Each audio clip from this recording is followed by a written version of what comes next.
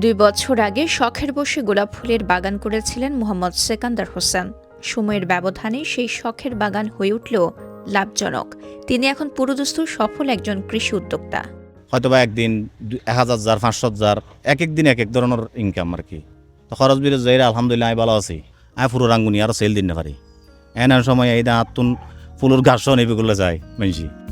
চট্টগ্রামের রাঙ্গুনিয়া উপজেলার হোসেনাবাদ ইউনিয়নের দক্ষিণ নিশ্চিন্তপুর ব্রিকফিল্ড সড়কের পাশেই গড়ে উঠেছে এই গোলাপের বাগান। সারি সারি গাছে ফুটে আছে রং বেরঙের গোলাপ। বাগান জুড়ে সুবাস ছড়াচ্ছে বাহারি সব গোলাপ ফুল। উদ্যোক্তা সেকান্দার জানান, শুরুতে 40 শতক জমিতে তিনি 1500 গোলাপের চারা রোপণ করেন। বর্তমানে তার বাগানে গোলাপ গাছের সংখ্যা বেড়ে দাঁড়িয়েছে প্রায় 3000-এ। প্রথমে 1500 চারা তুলি শুরু করছি, প্রায় এখন হাতে 3000 চারা আছে।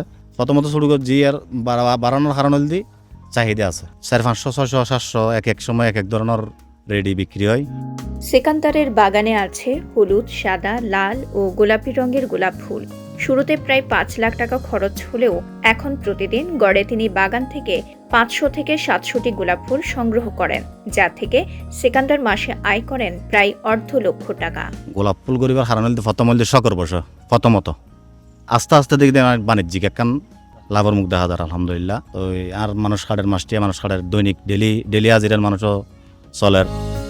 সেকান্দার আরও জানান, তার এই গোলাপ বাগান থেকেই এখন পুরো উপজেলার ফুলের চাহিদা মিটছে। সরকারি সহায়তা পেলে বাগানটি আরও বড় পরিসরে বৃদ্ধির পরিকল্পনাও রয়েছে তার। আতুন মনে করেন বর্তমানে 3000 গাছ আছে গোলাপ চারা, গোলাপ গাছ। তো তুনাই আরও বাড়াইবার মতো খেয়াল আছে। যদি সরকারিভাবে কিছু সহযোগিতা পাই আমি আরও কিছু বিভিন্ন ফুলের শ্বাস গজ্জুম।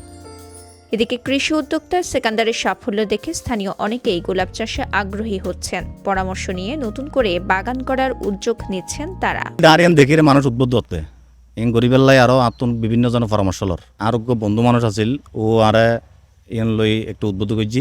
ফুল দোয়ান্দার আছিল আর কি। তুলো 4-5 বছর আগে তুলো দিক মানে কি এখন খেয়াল আছিল। রাঙ্গুনিয়া উপজেলার উপসহকারী উদ্ভিদ সংরক্ষণ কর্মকর্তা প্রণব মজুমদার জানান, গোলাপ চাষে কম খরচ ও পোকামাকড়ের আক্রমণ তুলনামূলক কম হওয়ায় এটি বেশ লাভজনক। তিনি দাবি করেন, এই ধরনের উদ্যোক্তাদের তারা নিয়মিত পরামর্শ ও কারিগরি সহায়তা দেন। রোগবালাই তেমন একটা নাই, গোলাপ বাগানটা করা আমাদের এলাকার জন্য বিশেষ করে খুব সহজ। গোলাপের একটা সমস্যা হচ্ছে ডাইব্যাক রোগটা। ডাইব্যাক রোগটা যদি নিয়মিত ছত্রাকনাশক ব্যবহার করে তাহলে কিন্তু এটা প্রতিরোধ করা যায়। একে পোকামাকড় আক্রমণটা খুব কম হয়। এটা আসলে অত্যন্ত লাভজনক। বছর জুড়েই থাকে গোলাপ ফুলের চাহিদা।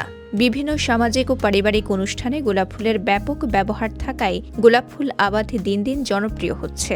সেকান্দারের এমন উদ্যোগে কর্মসংস্থান সৃষ্টির পাশাপাশি স্থানীয় গ্রামীণ অর্থনীতিতে নতুন সম্ভাবনার দুয়ার খুলছে।